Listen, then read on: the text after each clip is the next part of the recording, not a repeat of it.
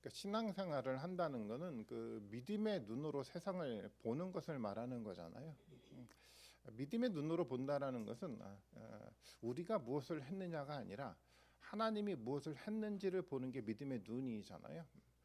성경에서 나오는 그 모든 역사 이야기도 마찬가지인데, 성경은 이스라엘이 어떤 나라였는지를 설명하려고 했던 것이 아니라 이스라엘을 통해서 하나님이 어떤 일을 하셨는지 보이게 하기 위해서 성경을 기록한 거예요. 그러니까 믿음이라는 것은, 믿음의 눈을 갖는다는 것은 시각이 우리에게 있지 않고 하나님에게 있는 겁니다. 하나님이 우리에게 어떤 일을 하셨는지, 하나님의 역사를 어떻게 이루어 가셨는지를 보는 겁니다. 그래서 우리가 이제 창립 기념 예배를 맞이했는데, 지난 8년 동안 한번 그런 생각을 해봤으면 좋겠어요.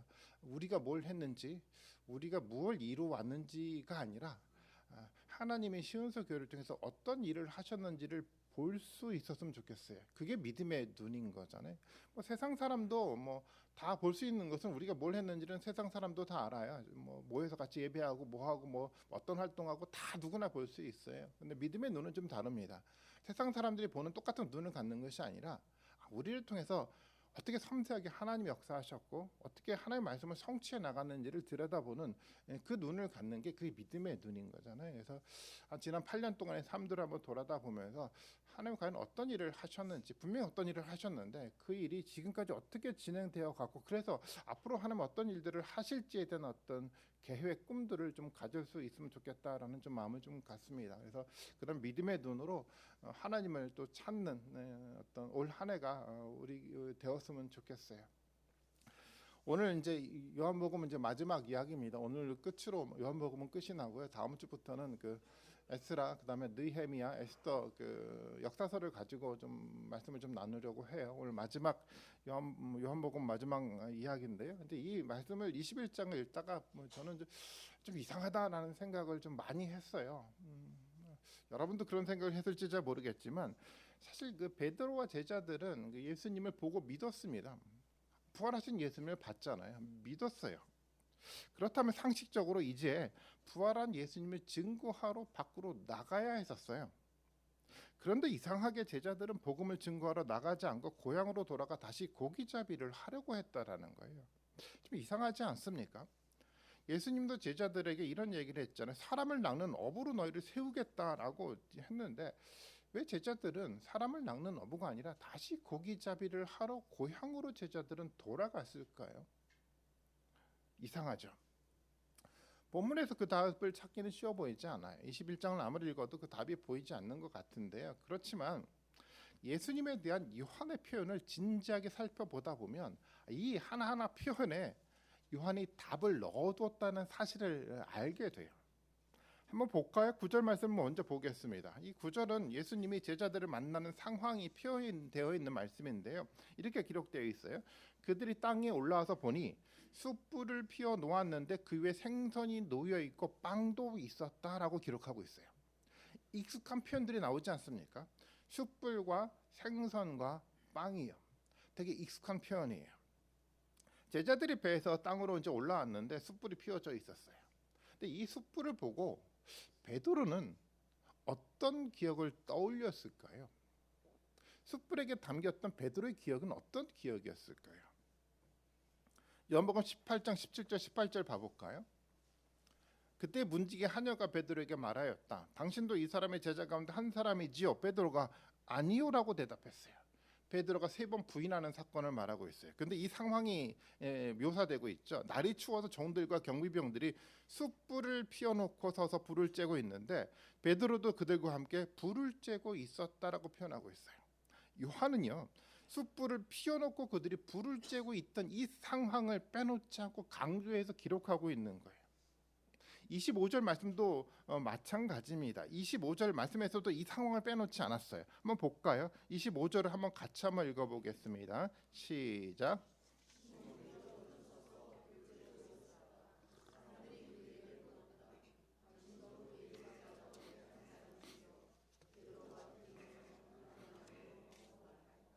네, 여기서도 보니까 시몬 베드로가 불을 쬐고 있었대요.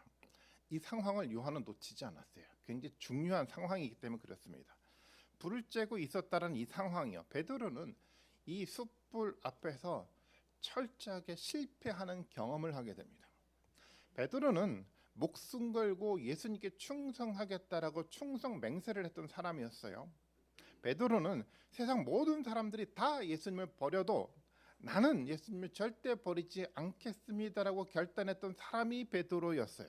근데 그 베드로가 이 숯불 앞에서 예수님을 부인했어요. 그것도 뭐 대제사장이나 빌라도 앞에서 부인하는 것이 아니라 문지기 하녀 앞에서 부인하고 있더라는 거예요. 아니 이것만큼 부끄러운 실패가 어디에 있겠습니까?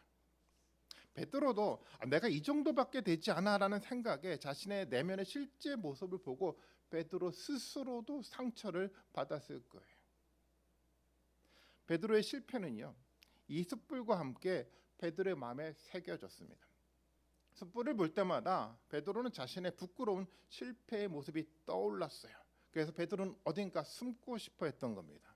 숯불은요, 베드로에게 해결할 수 없는 트라우마로 마음에 남게 되었다라는 거예요. 물론 베드로도 부활한 예수님을 보고 기뻤죠. 그런데 베드로는 예수님께 나아갈 수 없었습니다. 베드로는 이 마음에 있는 이 트라우마가 극복되지 않고서는 먼저 예수님께로 나아갈 수가 없었습니다.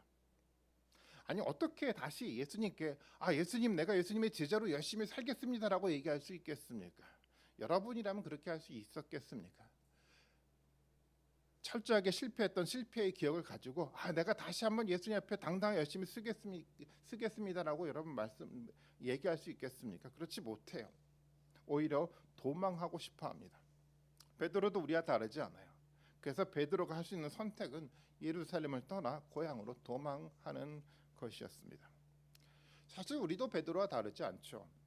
예수님의 부활을 믿고 있지만 부활에 대한 증언자로 나아가지 못합니다. 십자가를 통해 예수님의 생명을 받았다라고 믿고 고백하고 있지만 여전히 우리는 있던 자리에 머물러 있으려 해요. 오히려 고향으로 돌아가고 싶은 마음이요, 과거에 머물고 싶은 마음뿐이라는 겁니다. 정말 이상하죠. 우리도 우리 자신 안에 있는 이런 마음이 도대체 이해가 되지 않아요. 분명하게 머리로는 무엇인가 해야겠다는 생각을 끊임없이 하는데 몸은 아무것도 하고 싶어 하지 않습니다.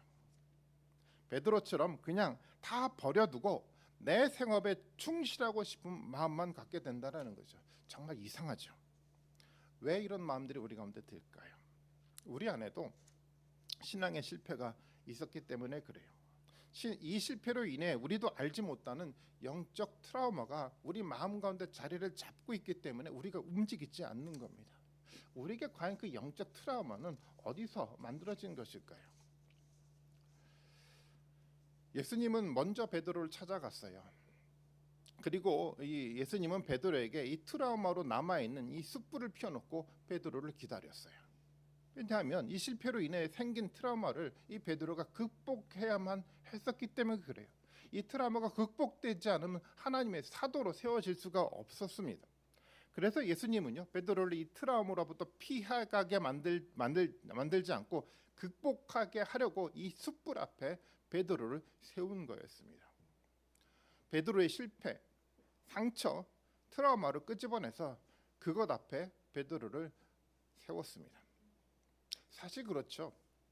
트라우마는요, 피해간다고 해결되지 않아요. 다른 것으로 채운다고도 해결되지 않아요. 실패와 상처와 같은 그런 문제 앞에 우리가 서서요, 그것을 실제로 극복해 나가야만 하는 겁니다. 그래야 우리가 건강해질 수 있어요. 우리가 그래야 되지만 건강한 믿음을 가지고 세워질 수 있다는 겁니다. 저는 이것이 굉장히 중요하다고 생각을 해요. 우리에게는 어떤 트라우마가 있습니까? 그리고 무엇으로부터 이 트라우마가 우리 가운데 만들어졌는지를 한번 살펴봤으면 좋겠어요. 그리고 예수님은요, 밤새도록 고기를 잡지 못한 제자들에게 찾아가 이렇게 이야기를 하죠. 요한복음 21장 5절과 6절의 말씀입니다. 이렇게 말을 하고 있어요. 그때 예수께서 제자들에게 물으셨는데 얘들아 무엇을 좀 잡았느냐? 그들이 대답하였습니다. 못 잡았습니다. 예수께서 그들에게 말씀하셨다. 그물을 배 오른쪽에 던져라. 그리하면 잡을 것이다. 제자들이 그물을 던지니 고기가 너무 많이 걸려서 그물을 끌어올릴 수가 없었다. 요한복음의 마지막에 기록된 이 장면은요, 베드로에게 너무도 익숙한 장면이었어요. 왜냐하면 베드로를 처음 제자로 부를 때 예수님이 보여준 이적과 같은 상황이었기 때문에 베드로에게 너무도 익숙했어요. 그 상황이 누가복음의 말씀에 기록되어 있는데 한번 볼까요? 누가복음 5장 5절과 6절의 말씀인데요. 시몬이 대답하였는데 선생님, 우리가 밤새도록 애를 썼으나 아무것도 잡지 못했습니다. 그러나 선생님의 말씀을 따라 그물을 내리겠습니다. 그런 다음에 그들의 환히 많은 고깃대가 걸려들어서 그물이 찢어질 지경이었다. 예수님이 처음 베드로를 만났을 때 상황이었어요. 베드로를 제자로 삼는 그 상황 속에서 보여준 하나의 이적이었잖아요.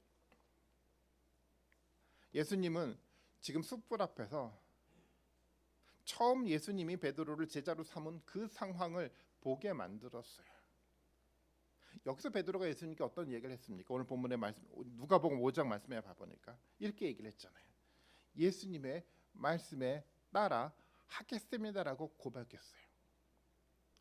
베드로는 이렇게 고백하고 제자의 삶을 시작했던 거였어요. 내가 예수님의 말씀에 따라 예수님 말씀에 의지하고 살겠습니다라는 결단이요. 이게 제자로서의 삶의 시작이었어요. 자신이 가졌던 경험과 지식이 아니라 예수님이 매일매일 주시는 그 말씀에 의지하고 살겠다라고 결단했던 그 사건이 바로 이 사건이었습니다. 사실은 업으로서는 예수님이 전문가가 아니었어요. 누가 전문가였습니까? 베드로가 더 전문가였어요. 그런데 전문가였던 그 모든 지식을 베드로는 내려놓았습니다. 전문가로서 가졌던 지식과 경험 모두를 예수님의 말씀 앞에 먼저 내려놓는 결단을 한 거였어요. 사실 보통 결단이 아니에요. 사실 우리 이런 결단 하기가 쉽지가 않아요. 우리가 가지고 있는 전문적인 지식이 있고 전문적인 경험이 있다고 한다면 이것만큼은 예수님 앞에 말씀 앞에 내려놓고 싶어 하지 않아요. 이것의 영역에서만큼은 내가 예수님 말씀보다 더 잘 알아라고 생각을 하면서 이 마음이 이 생각이 우리 마음 중심 가운데 있지 않습니까? 베드로의 결단은 달랐어요. 그것조차도 예수님의 말씀 앞에 내려놓는 결단을 한 것입니다. 그런데요, 베드로가 변했어요. 자신의 경험과 지식을 의존하기 시작을 했어요. 그러면서 예수님의 말씀을 제대로 듣지 않았어요. 그냥 대충 들었습니다. 졸면서 들었어요. 그리고 베드로는 말씀에 순종하는 사람이 아니라 자신의 지식과 경험으로 말씀을 판단하는 사람이 되어갔어요. 그리고 자신의 생각대로 예수님이 움직이지 않자 그 모습에 혼돈스러워하다 결국 예수님을 부인하는 실패를 베드로가 한 것입니다. 결국 베드로는 실패를 했어요. 자신의 지식과 경험이 베드로를 실패하게 만든 거였습니다. 그가 제자로서 처음 부름을 받았을 때 했던 다짐처럼 내가 예수님의 말씀을 의지하고 예수님 말씀에 따라 살겠다라는 그 결단이 사라져갔기 때문에 그는 실패했던 겁니다. 베드로의 실패는 다른 것에 있지 않았어요. 말씀으로 이 땅 가운데 오셨던 예수님을 제대로 만나지 못했기 때문에 그는 실패했습니다.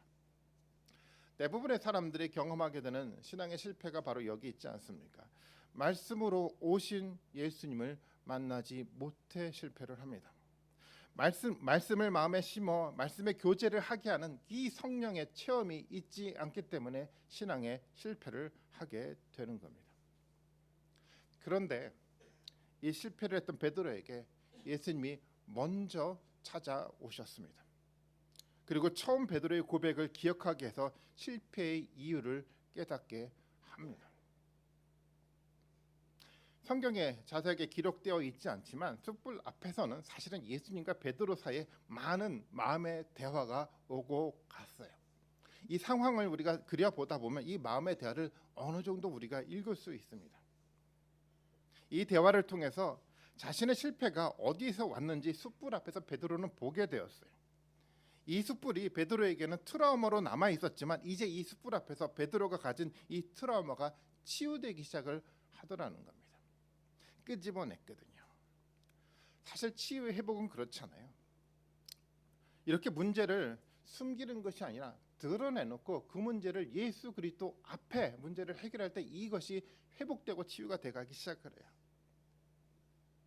그리고요, 예수님 피워놓은 숯불 위에 그 적은 양의 그 생선과 빵이 있었는데 그런 상황에서 예수님은 베드로에게 그 잡은 고기를 가져오라고 합니다.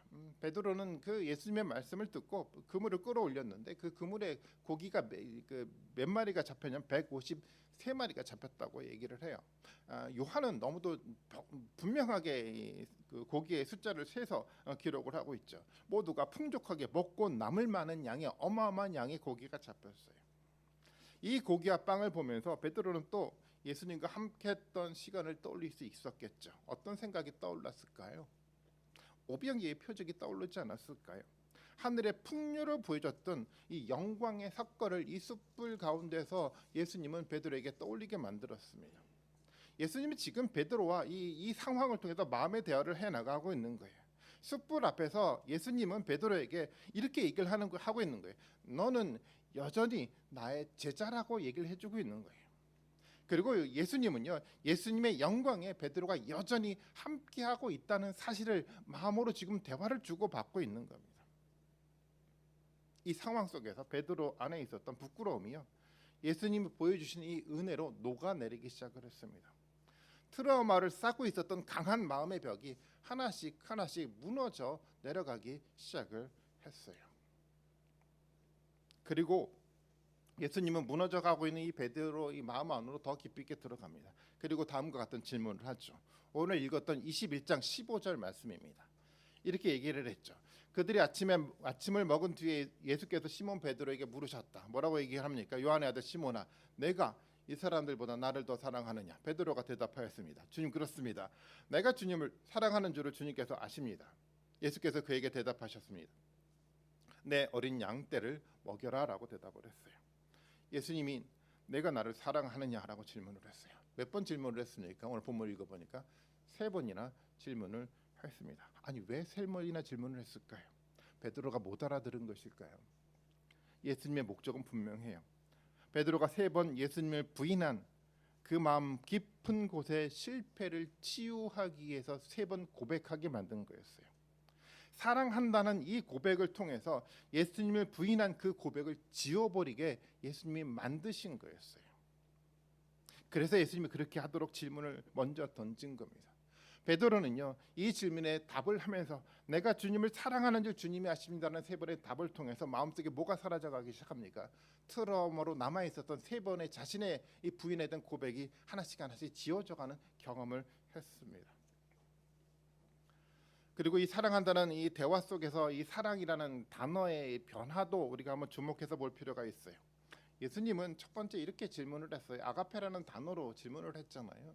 아가페는 하나님의 무조건적인 완전한 사랑을 의미하는 단어입니다. 그런데 베드로는 이 아가페라는 단어로 답하지 못해요. 필리아라는 단어로 대답을 하죠. 이 단어는요, 하나님의 무조건적인 사랑과는 조금 다릅니다. 인간이 할 수 있는 정도의 사랑을 의미하는 단어였어요.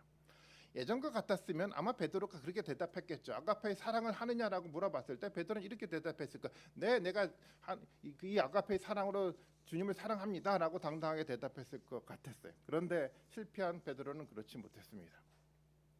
필리아의 사랑으로 대답을 했어요.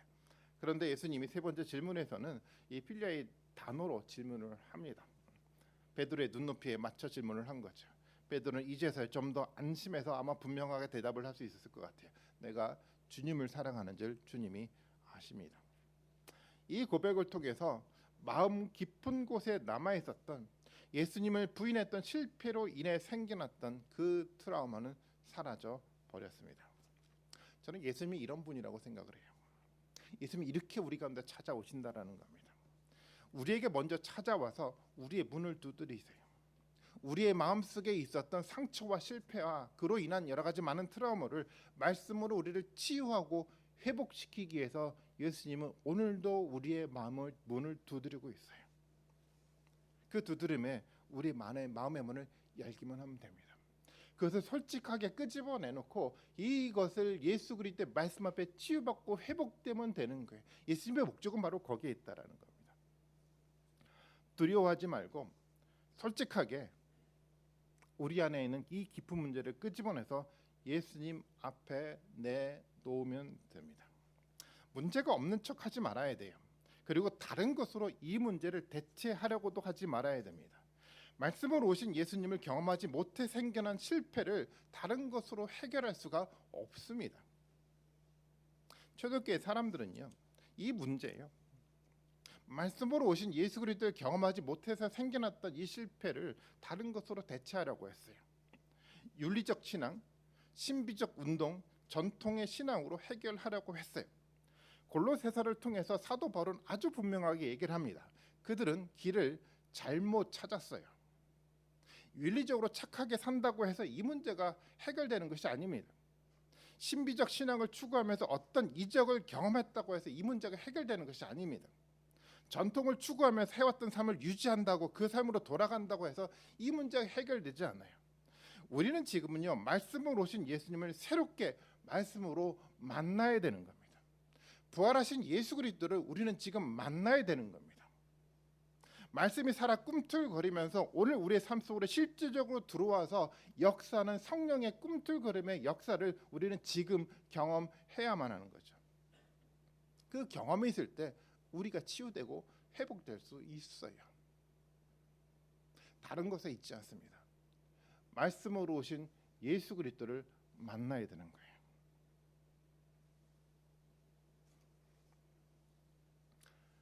예수님을 대중 속에서 만나서는 안 됩니다. 한 사람 한 사람 개인이 예수님을 직접 만나야 돼요. 대중이 하는 고백을 따라 하면서 내가 실제로 고백한 것처럼 착각하면 안 돼요. 내가 실제로 내가 만난 그 예수 그리스도 앞에 내가 고백할 수 있어야 돼요. 그래야 실패가 극복되고요, 내 마음의 치유가 시작되는 겁니다. 이 치유와 회복은 남이 대신할 수 없습니다. 내가 예수님을 만나야 됩니다. 꿈틀거리는 살아 역사는 말씀 속에서 우리의 치유의 회복이 우리 가운데 있어야만 한다는 겁니다. 저는 지난 8년 동안 시은소 교회를 목회를 하면서요, 특별히 이제 초창기에 그랬었는데요, 저는 마치 그 유리 그릇을 들고 목회하는 것 같이 느껴졌습니다. 조금만 잘못 다루면 쉽게 깨질 것 같은 느낌이었어요. 그러다 유리 그릇이 깨지면 그 유리 그릇은 날카로운 도구가 돼서 다른 사람들에게 상처를 주는 역할을 하게 되더라고요. 물론 지금은 그렇지 않습니다. 왜 과거 우리가 그렇게 살았습니까? 이유가 뭐였죠? 이유는 그거였습니다. 말씀으로 오신 예수 그리스도를 만나지 못했기 때문이었습니다.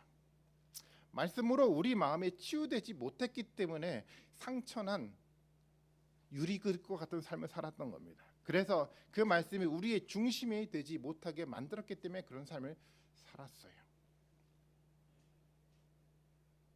예수님은 그런 우리를 치유하기 위해서 우리 가운데 오시지 않았습니까? 그런 마음을 치유하기 위해서 이곳 가운데 하나님의 공동체를 하나님이 세우지 않았습니까? 예수님은 베드로를 회복시켰어요. 그리고 예수님의 베드로에게 한 이야기가 있는데 이 이야기를 우리 마음에 담아둬야 된다고 생각을 해요. 그 말은 다른 것이 아니라 내 어린 양떼를 먹여라 하는 말씀이었어요. 내 어린 양떼를 먹여라 하는 거예요. 회복된 사람에게 주시는 예수님의 말씀이었어요. 너무도 당연해요. 회복된 사람이 예수님의 양떼에게 건강한 양식을 먹일 수 있어요. 너무도 당연하지 않을까요? 상처난 사람들은요, 상처를 나누다가 서로 실족하게 되어 버립니다. 먼저 건강해야 돼요. 말씀으로 우리가 먼저 회복돼 가야 돼요. 그리고 우리는 양떼를 먹일 줄 알아야 되는 겁니다. 예수님이 이렇게 표현하고 있잖아요. 누구의 양떼입니까? 내 양떼요. 예수님의 양떼를 말하는 겁니다. 그래서요, 우리의 말, 내 말을 나누는 것이 아니라 누구의 것을 나눠야 돼? 예수님의 말씀을 나눠야 되는 거예요. 내 지식과 내 경험을 나누는 것이 아니라 누구를 나누는 겁니까? 그냥 예수 그리스도의 말씀을 나누는 거예요. 내 양떼, 예수님의 양떼는요, 말씀을 나눔을 통해서 이 양떼의 먹이가 주어지는 건 아니겠습니까? 사람들은요, 예수님의 말씀이 아니라 자신의 지식과 경험을 나누어서 자기 지식과 경험에 동의하기를 원해요. 그리고 자기와 같은 사람이 되기를 원해요. 아니요, 그렇지 않아요. 예수님이 우리에게 말씀하신 거는요, 우리의 지식과 우리의 경험을 말하는 것이 아니라 예수 그리스도의 이 말씀이요. 말씀을 나누고 이 말씀을 통해서 예수 그리스도를 닮아가도록 만들어가는 것이 예수님이 우리에게 하셨던 말씀이었습니다. 내 양떼, 예수님의 양떼인 겁니다. 우리 양떼가 아니에요. 우리는요, 예수님의 말씀으로 예수님의 어린 양떼를 먹일 수 있어야 돼요. 저는 우리 시온서 교회가 그렇게 세워지기를 정말 간절히 바라고 있어요.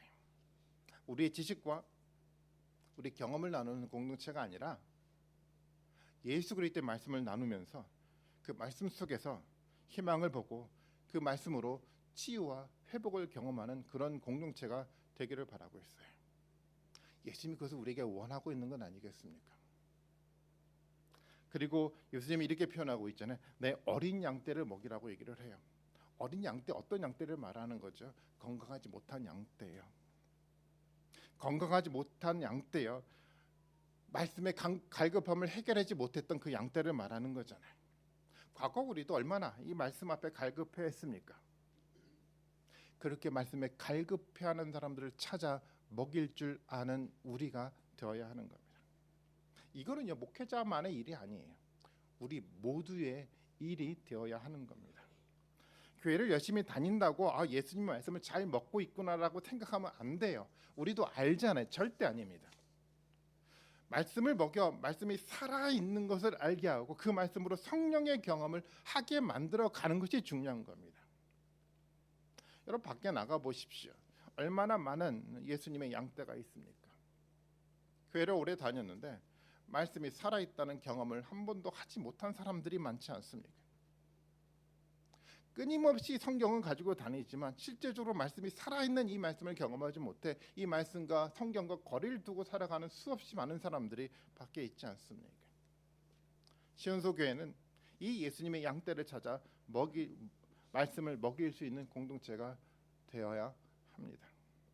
말씀으로 회복되는 여러분들 되셨으면 좋겠어요. 말씀으로 치유가 되고 말씀이 정말 살아서 역사에서 꿈틀거리는 성령의 역사를 우리 모두가 경험했으면 좋겠습니다. 그리고 그 말씀을 나눌 수 있는 여러분들이 되었으면 좋겠어요. 어린 양떼는요, 또 저는 다음 세대라고 생각을 해요. 우리는 다음 세대를 품을 수 있어야 돼요. 그들은 정말 예수님이 어린 양떼입니다. 분명해요. 우리가 그들을 마음으로 품고 우리의 자세를 낮출 수 있어야 됩니다. 저는 시온소교에서 아이들이 떠난 것이 너무 안타까웠습니다. 생각만 하면 사실 마음이 너무 무겁습니다. 우리가 해야 될 아주 중요한 일은요, 이 아이들이 마음껏 신앙생활을 할 수 있는 교회를 세우는 거예요. 그 교회에서 마음껏 이 아이들이 말씀을 나누고 예수님을 고백하게 만드는 그런 교회를 우리가 세워야 합니다. 우리는요, 하나의 그루터기 역할을 해나가야 됩니다.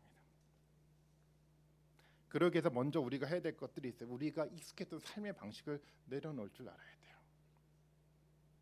그런 생각할 수 있잖아요. 나 때는 이랬어 하면서 과거를 추억하는 것이 아니라 다음 세대의 문화를 이해하고 우리의 눈높이를 그들에게 맞출 줄 아는 변화가 우리 가운데 필요합니다. 그렇게 우리는 어린 양떼를 먹일 줄 알아야 돼요. 교회의 성장이요. 교회 성장은요, 다음 세대가 하나님 앞에 예배를 드릴 때 진정한 성장이 우리 가운데 만들어져 가는 겁니다. 저는 우리 시온소 교회가 그런 교회로 세워졌으면 좋겠어요. 말씀이 살아있는 교회예요. 아까 우리 찬양으로 드렸던 것처럼요, 예배가 살아있는 그 교회예요. 말씀의 교제가 있는 그 교회예요. 말씀 속에 사랑이 담겨서 사랑으로 나눔할 수 있는 그런 교회 공동체가 참 우리 교회 공동체가 되었으면 좋겠어요. 그리고 예수님 말씀하셨던 것처럼 예수님의 양떼를 먹일 줄 아는 하나님의 교회가 되었으면 좋겠어요. 우리의 사람이 아니고, 여러분들은 목회자의 사람이 아니에요. 목회자의 양이 아닙니다. 여러분요, 예수님의 양떼예요. 올 2024년 올 한 해 우리는 믿음의 눈으로 우리 시온소 교회를 지켜보기를 좀 원합니다. 세상 사람들이 다 보는 것처럼 2024년도 시온소 교회 이렇게 만들어져 갔어, 그런 눈이 아니라요, 예수님의 눈으로요, 말씀의 눈으로요, 우리가 어떻게 말씀으로 회복되고 치유가 돼가면서 또 실제로 이 말씀을 어떻게 먹여가면서 예수님이 양떼를 만들어 가는지를 볼 줄 아는 그런 은혜가 우리 가운데 있었으면 좋겠어요. 2024년 마무리가 되고 마지막 예배를 드렸을 땐 이런 감사가 차고 넘쳤으면 좋겠어요. 한 해 동안 시온소 교회를 통해서 제가 예수님을 봤습니다. 예수님이 어떻게 우리 삶들을 이끌어갔고 어떻게 우리를 치유하고 회복시켜줬고 어떻게 말씀이 살아 꿈틀거리게 만들어갔고 어떻게 그것을 통해서 우리가 어린 양떼를 먹여왔는지를 제가 분명히 보았습니다. 이런 감사가 차고 넘쳤으면 좋겠어요. 그런 교회요. 그런 교회가 우리가 꿈꾸는 교회 아니겠습니까? 8년이란 시간이 지나갔고 우리는 9년이란 또 새로운 시간을 맞이했습니다. 새로운 시간 맞이하는 우리 이 시간 속에 우리는 발전된 예수 그리스도를 만났으면 좋겠어요. 영적으로 깊이 있게 예수 그리스도를 만나고 예수 그리스도를 통해서 만들어져가는 새로운 역사요. 예수 그리스도가 우리 가운데 보길 원하는 그 위대한 역사를 볼 줄 아는 놀란 축복의 은혜가 우리 모든 분들 가운데 함께하기를 주님의 이름으로 축원드리겠습니다.